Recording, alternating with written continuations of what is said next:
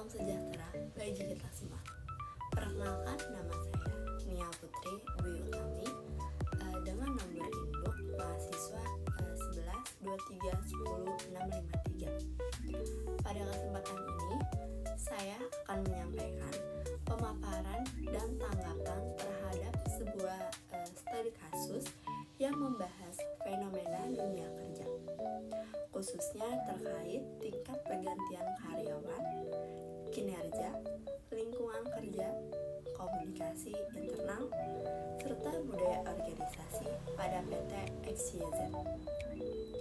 Pembahasan ini disusun sebagai bentuk analisis akademik untuk memahami faktor-faktor yang mempengaruhi kinerja dan berkelangsungan organisasi, sekaligus memberikan gambaran mengenai pentingnya pengelolaan sumber daya manusia secara strategis dan berkelanjutan dalam menghadapi tantangan organisasi yang modern.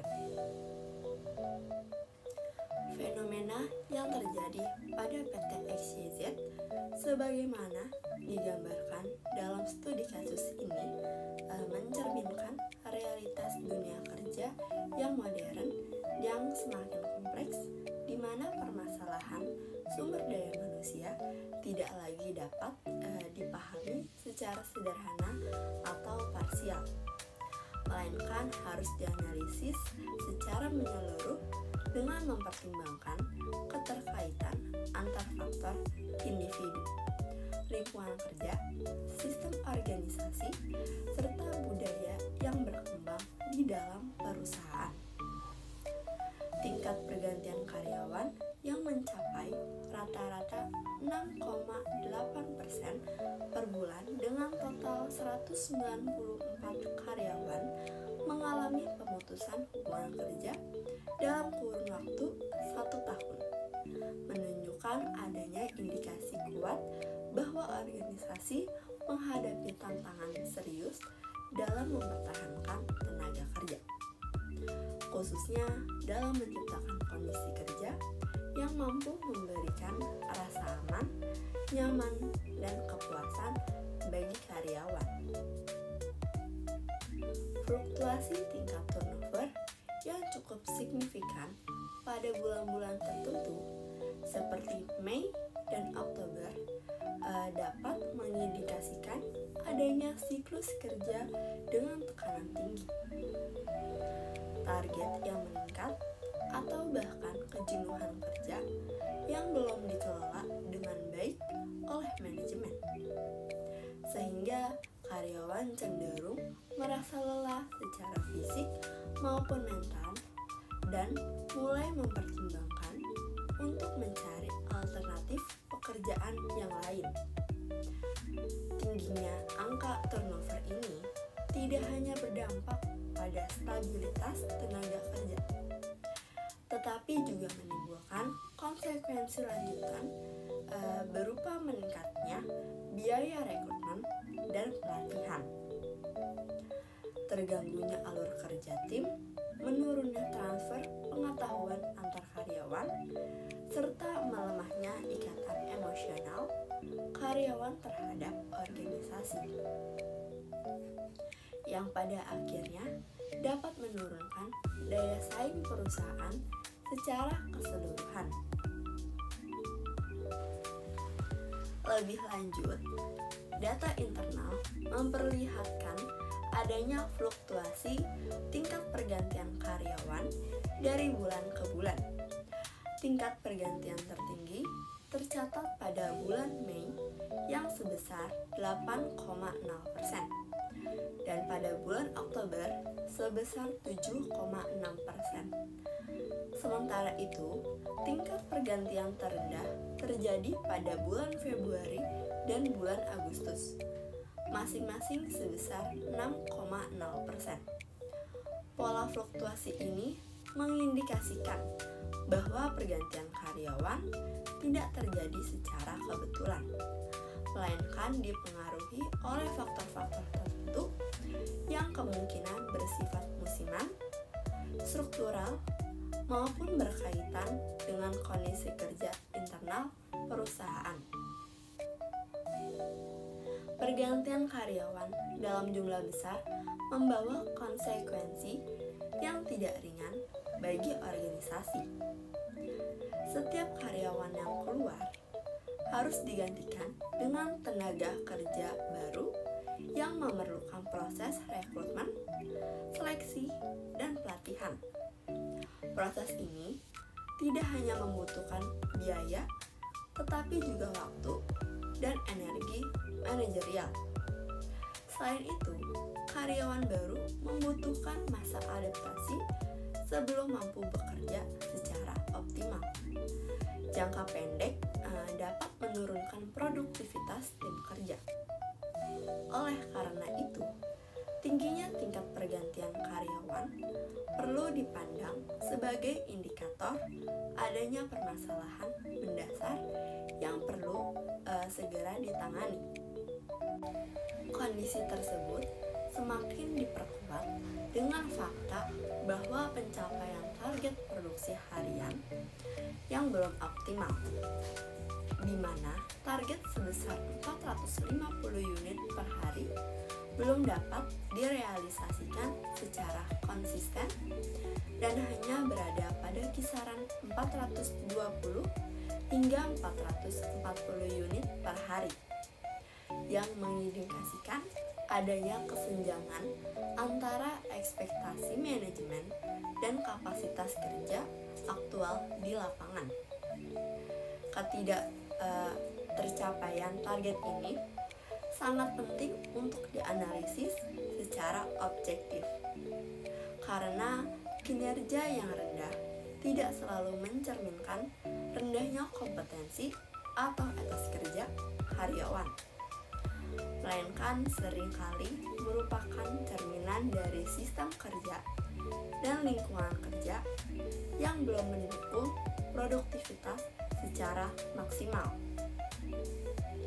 Lingkungan kerja fisik di PT XYZ sebagaimana dijelaskan dalam studi kasus menunjukkan berbagai kekurangan yang cukup serius, mulai dari pencahayaan yang tidak memadai di area pengecekan hasil produksi yang seharusnya menjadi area dengan standar ketelitian tinggi, hingga kondisi suhu ruangan yang panas akibat buruknya sirkulasi udara serta minimnya fasilitas pendingin seperti kipas angin atau AC. Kondisi ini tidak hanya berdampak pada kenyamanan kerja, tetapi juga berpengaruh langsung terhadap kesehatan, konsentrasi, dan ketahanan fisik karyawan dalam menjalankan tugasnya yang sepanjang jam kerja. Selain itu, tingkat kebisingan mesin produksi yang tinggi tanpa diimbangi dengan penyediaan alat pelindung telinga menunjukkan bahwa aspek keselamatan dan kesehatan kerja belum menjadi prioritas utama. Padahal, paparan kebisingan dalam jangka panjang dapat menimbulkan gangguan pendengaran, stres, serta menurunnya fokus kerja, yang secara tidak langsung akan memengaruhi kualitas dan kuantitas hasil produksi. Penataan fasilitas kerja yang belum optimal serta keterbatasan ruang istirahat yang layak semakin memperparah kondisi kerja, karena karyawan tidak memiliki ruang yang memadai untuk memulihkan energi fisik dan mental selama jam istirahat, sehingga kelemahan kerja menjadi akumulatif dan berpotensi menurunkan kinerja dalam jangka panjang.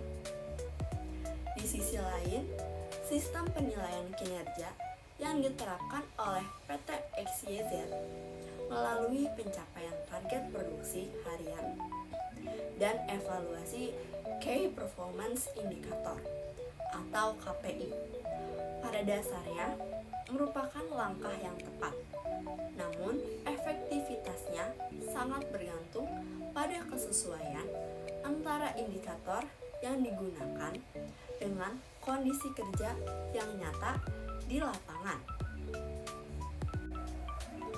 Apabila KPI ditetapkan tanpa mempertimbangkan keterbatasan lingkungan kerja, beban kerja aktual, serta kondisi psikologis karyawan, maka sistem penilaian kinerja justru dapat menjadi sumber tekanan tambahan yang meningkatkan stres kerja dan menurunkan motivasi.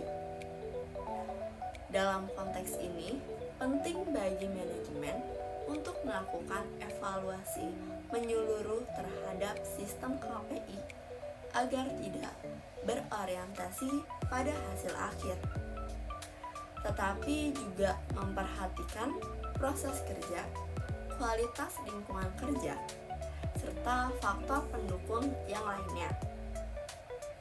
Dari aspek komunikasi internal, studi kasus menunjukkan bahwa secara umum hubungan antara pimpinan dan karyawan berjalan cukup baik, ditandai dengan adanya instruksi yang relasi jelas, keterbukaan pemimpinan terhadap kritik dan saran, serta pemberian umpan balik terhadap kinerja karyawan yang merupakan indikator positif dalam membangun iklim kerja yang partisipatif.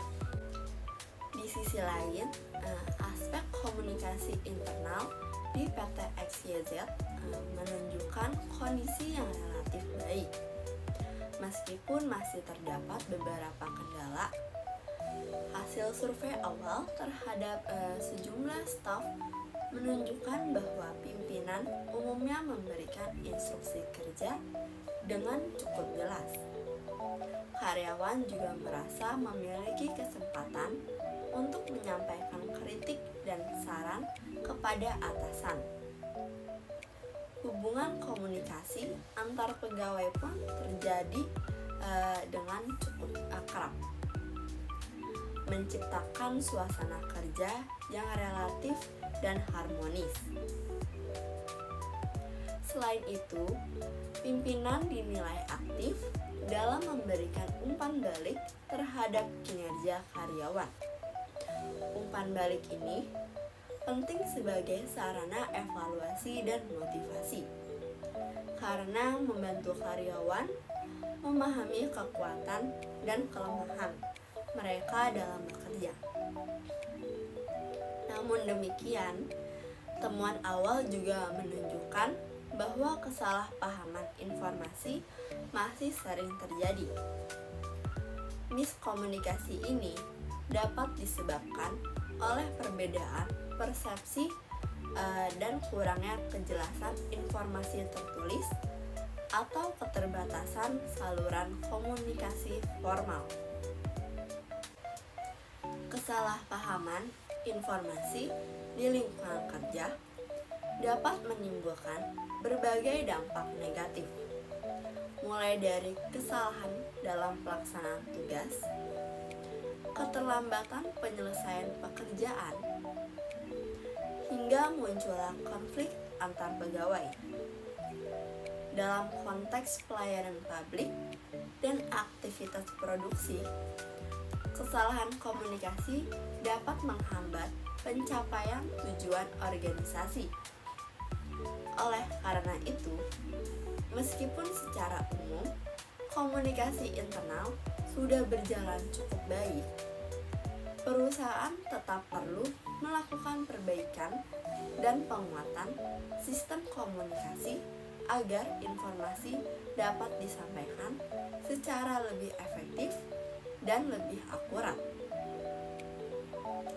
Komunikasi antar pegawai juga digambarkan cukup akrab, yang seharusnya menjadi model sosial penting dalam mendukung kerja sama tim dan koordinasi kerja. Namun demikian, temuan adanya kesalahpahaman informasi yang masih sering terjadi menunjukkan bahwa komunikasi yang baik secara relasional belum tentu efektif secara operasional, terutama apabila tidak didukung oleh sistem komunikasi yang terstruktur, standar prosedur yang jelas, serta media komunikasi yang sesuai. Kesalahan komunikasi dalam lingkungan kerja produksi dapat berdampak serius, mulai dari kesalahan pengerjaan, keterlambatan penyelesaian tugas, hingga penurunan kualitas pelayanan dan hasil produksi. Sehingga perlu mendapat perhatian khusus dari manajemen. Selain faktor komunikasi dan lingkungan kerja, budaya organisasi memiliki peran yang sangat krusial dalam membentuk perilaku, sikap, dan motivasi kerja karyawan. Budaya organisasi bukan sekedar slogan atau nilai yang tertulis dalam dokumen resmi perusahaan, melainkan harus tercermin dalam praktik sehari-hari, gaya kepemimpinan, sistem penghargaan, dan sanksi, serta pola interaksi antar individu di dalam organisasi. Sebagaimana dikemukakan oleh Al-Kawiyu dan Putra, budaya organisasi merupakan sistem nilai, keyakinan, dan asumsi dasar yang secara kolektif membentuk jati diri organisasi dan menjadi pedoman bagi anggota organisasi dalam bertindak. Sejalan dengan itu, RD dan rekan-rekan pada tahun 2022 menjelaskan bahwa budaya organisasi merupakan konstruk yang mencakup prinsip, kepercayaan, dan pola tindakan yang secara kolektif membentuk identitas suatu organisasi. Budaya ini tidak hanya mencerminkan jati diri organisasi, tetapi juga berfungsi sebagai mekanisme pengendalian yang mengarahkan sikap dan perilaku karyawan. Dengan demikian, budaya organisasi berperan penting dalam membentuk disiplin kerja, etos kerja, serta loyalitas pada karyawan. Dalam konteks PT XYZ, penguatan budaya organisasi yang menekankan pada keselamatan kerja, komunikasi terbuka, kerjasama tim, dan penghargaan terhadap kontribusi karyawan dapat menjadi strategi penting untuk meningkatkan kinerja dan menekankan tingkat pergantian karyawan. Ketika karyawan merasa dihargai dan dilibatkan dalam pencapaian tujuan organisasi, mereka cenderung memiliki keterikatan emosional yang lebih kuat dan keinginan untuk bertahan dalam organisasi. Apabila budaya organisasi yang positif belum terinternalisasi dengan baik, maka karyawan cenderung bekerja secara mekanis, hanya untuk memenuhi kewajiban formal, tanpa memiliki rasa memiliki, kebanggaan, dan komitmen jangka panjang terhadap organisasi. Kondisi ini sangat berpotensi meningkatkan niat pindah kerja, terutama ketika karyawan dihadapkan pada lingkungan kerja yang kurang nyaman dan tekanan kerja yang tinggi. Dari sisi kedisiplinan, data menunjukkan bahwa sebagian besar karyawan memiliki ketepatan waktu masuk kerja yang sangat baik, yang mencerminkan adanya kesadaran dan tanggung jawab individu terhadap jam kerja. Namun, masih ditemukannya pelanggaran terkait absensi pulang menunjukkan bahwa kedisiplinan belum diterapkan secara konsisten dan menyeluruh, sehingga diperlukan evaluasi lebih lanjut terhadap sistem pengawasan, sosialisasi aturan, serta mekanisme pembinaan bagi karyawan yang memiliki catatan absensi kurang lengkap. Secara keseluruhan, studi kasus ini memberikan gambaran bahwa permasalahan yang dihadapi PT XYZ bersifat kompleks dan saling terkait, sehingga menyelesaikannya tidak dapat dilakukan melalui pendekatan tunggal atau jangka pendek, melainkan memerlukan strategi manajemen sumber daya manusia yang holistik, terintegrasi, dan berkelanjutan yang mencangkup perbaikan kondisi lingkungan kerja fisik dan non-fisik, penguatan sistem komunikasi internal, peninjauan kembali sistem penilaian kinerja dan KPI agar lebih realistis dan manusiawi, pembentukan serta internalisasi budaya organisasi yang positif dan berorientasi pada nilai, serta peningkatan perhatian terhadap kesejahteraan, keselamatan, dan kesehatan kerja karyawan, sehingga perusahaan tidak hanya mampu meningkatkan produktivitas dan pencapaian target, tetapi juga menciptakan lingkungan kerja yang sehat, berkelanjutan, dan mampu mempertahankan karyawan sebagai aset strategis organisasi dalam jangka panjang. Oleh karena itu, upaya peningkatan kinerja dan penurunan tingkat pergantian karyawan perlu dilakukan secara menyeluruh dan berkelanjutan. Perusahaan tidak hanya perlu menetapkan target kerja yang jelas dan realistis, tetapi juga memastikan tersedianya lingkungan kerja yang aman, nyaman, dan mendukung. Perbaikan fasilitas kerja, penguatan sistem keselamatan dan kesehatan kerja, peningkatan kualitas komunikasi internal, serta pengembangan budaya organisasi yang positif merupakan langkah-langkah strategis yang dapat memberikan dampak signifikan.